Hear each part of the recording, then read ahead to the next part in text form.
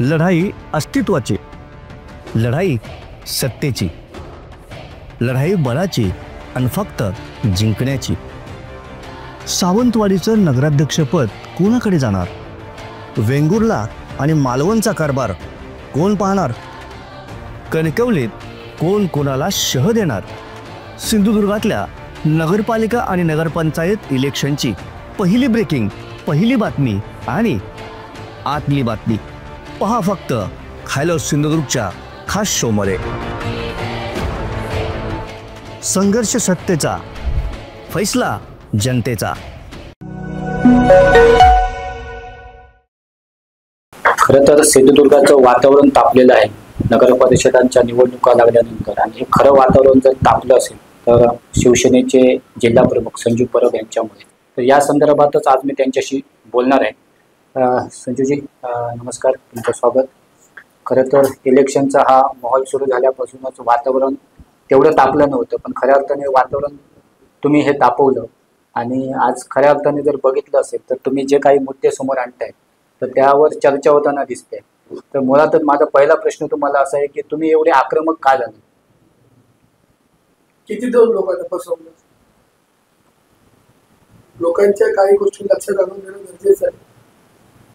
म्हणून तुम्ही तलावाचा मुद्दा काढला, मराठी बोलण्याचा मुद्दा काढला. त्यासाठी का मी माझ्या एका मुलाखतीत म्हटलं, कुठे राहून सोडलं जिरंगात तर घरी येऊ शकत नाही. अशी माणसं नगराध्यक्ष होणार होऊ शकतात?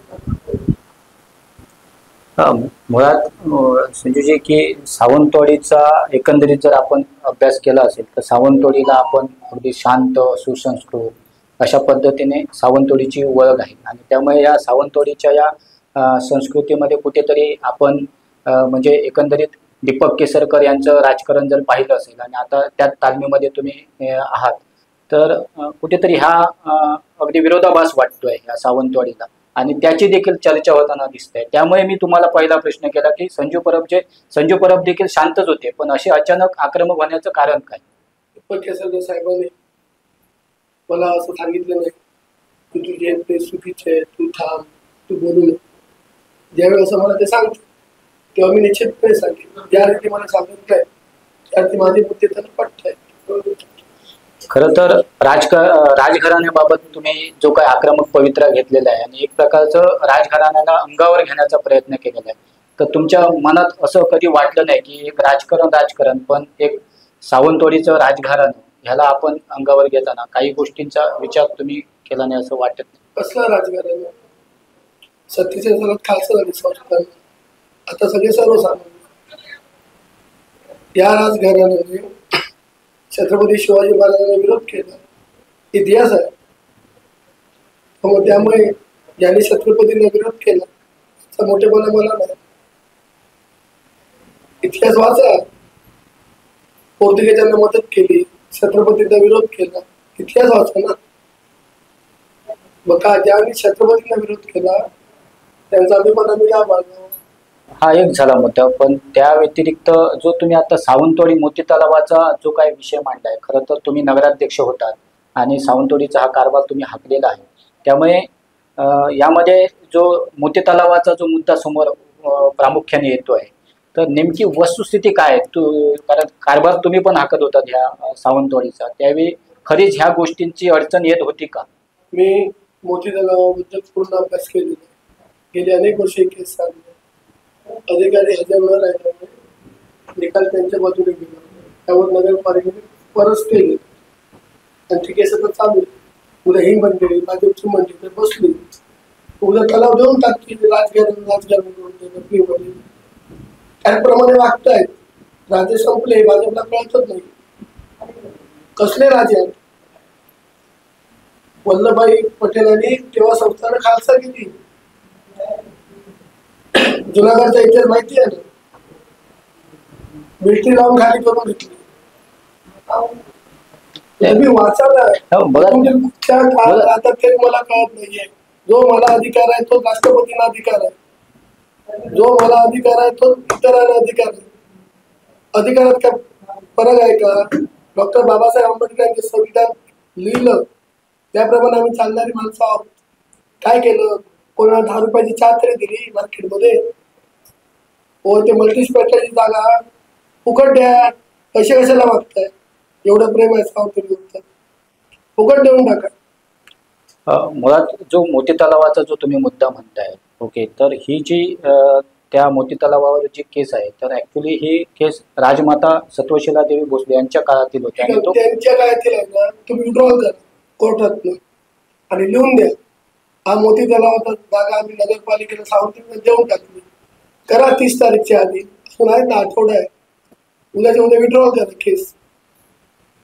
आतापर्यंत जो काय मोती तलावाच्या अवतीभोवती जे काही शिवशोभीकरण झाले, जर त्यांची हरकत असली असती तर हे शिवशोभीकरण कसं झालं असतं असं त्यांचा निधी परतून गेला. तुम्ही वरिष्ठ पत्रकार आहात, किती वेळा निधी परतून गेला, कशा परीक्षेत जावं लागतं, अधिकाऱ्यांना किती वेळा जावं लागतं. आता ते हॉटेल पण माहिती आहे ना, खालती तलावात बांधलं, ते कोणी बंद केले स्टे? म्हणजे ही वस्तुस्थिती आहे. वस्तुस्थिती. दुसरी गोष्ट, तुम्ही जो महत्वाच्या मुद्द्याला हात घातलाय तो म्हणजे हॉस्पिटलचा विषय. तर यावर पण तुम्ही असं म्हणताय की केवळ या राजघराण्यामुळे हे सगळं होऊ शकले नाही. तर 100% अटी बघा काय घातलं, पैसे पाहिजे जागेचा, विजन काय, पैसे देऊन विजन पूर्ण होतं कधी? राजा म्हटल्यानंतर दान केलं पाहिजे. हो द्या, ते भाडोत्री आहेत ना, 2-2 हजार रुपये भाडे घेतले त्यांच्याकडून. हॉस्पिटल बाजूला गाडगाव दुकान आहे, त्याला मी विचारलं, 2-2 हजार भाडे घेतले. संजू परब यांनी जे राजघराण्याला अंगावर घेतले ते काही वैयक्तिक द्वेषापोटी घेतले की ह्या सावंतवाडीकरांसाठी? काय संबंध? मी सावंतवाडी नागरिकांना फसायला देणार नाही. मी नगराध्यक्ष म्हणून काम केलेलं आहे, माझा फर्ज आहे की नागरिकांच्या काही गोष्टी लक्ष घालून देत.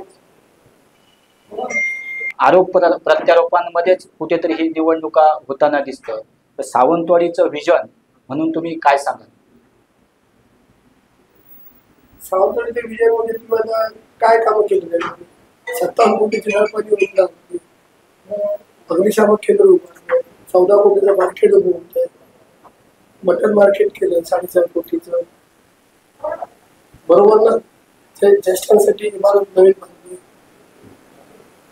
आणि नवीन धोरणावर योगा सेंटर सुद्धा उभारण्याचं काम चालू झालं. 5 कोटी रुपये आले. बरेचशा नागपूर चकाचक जाऊन गेले. गार्डन बघा, कंटिन्यू चांगल्या अवस्थेत आहे. काय केलं नाही? सगळंच केलं ना. काजी शहाबुद्दीन हॉल बघा, 100च्या 100 गोष्टी पूर्ण होऊ शकत नाही. हो, ज्यांना मराठी लिहिता येत नाही, बोलता येत तेव्हा काय करणार? हो, ते मराठी लिहायला 4 वर्ष निघून जातील शिकायला. तर ही जर लढत पाहता तर फार चुरशीची होताना दिसते. ओके, आणि एकीकडे तुम्ही विधान असं करतायत की आपण डिपॉझिट जप्त करणार. हा जो विश्वास आहे तो कुठून येतोय? आमच्याकडे 2 नंबर उमेदवार नाही. आमचे सगळे 1 नंबर. आमचं लिस्ट बघा, सगळे तुम्हाला 1 नंबर दिसतील. आमच्याकडे 2 नंबरवाला कोण नाही. 29ला नाव घेऊन सांगणार 2 नंबरवाला कोणतो. किती दिवस लपून बसतो तुम्ही बघतो. आमच्याकडे आम्ही बोलतोय आणि करतोय तसं नाही, जे बोलतो तेच करतो. आम्ही सांगितलं होतं 2 नंबरवाले स्थान नाही. आम्ही आमच्या याच्यात 2 नंबरवाले नाही. त्यांच्या समोरच्याच बघा 2 नंबरवाले आहेत. ज्या पद्धतीने तुम्ही जो काही आक्रमकपणा घेतलेला आहे आणि त्याचमुळे आक्रमकपणा नाही, माझा स्वभाव तसा आहे. मी स्पष्ट बोलतो आणि यापुढे बोलत नाही. तुम्ही गेली मला 20 वर्ष ओळखता. मी लपून छपून वार करण्याचा माणूस नाही. जे आहे माझं चुकू शकतं, माझं चुकू शकतं, पण आहेत मी स्पष्ट पुढ्यात ठेवतो. पोटात आहे आणि ओठात एक नाही.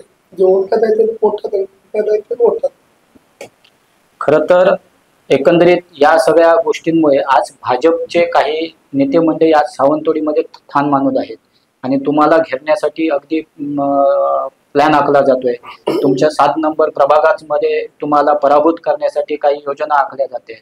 तर ही कोणती तुम्ही कशा पद्धतीने? माझ्या प्रभागामध्ये गेली 50 वर्ष माझे जिव्हाळ्याचे संबंध, माझे संबंध, त्याच्या वयाने कितीही घेतलं तरी सर्व माझे शेजारी पाजारी माझं प्रेम करणार आणि आमच्या आपुलकीचं नातं आहे. त्याच्या वयाने काही जरी केलं 4 दोष येणार, पुढे काय?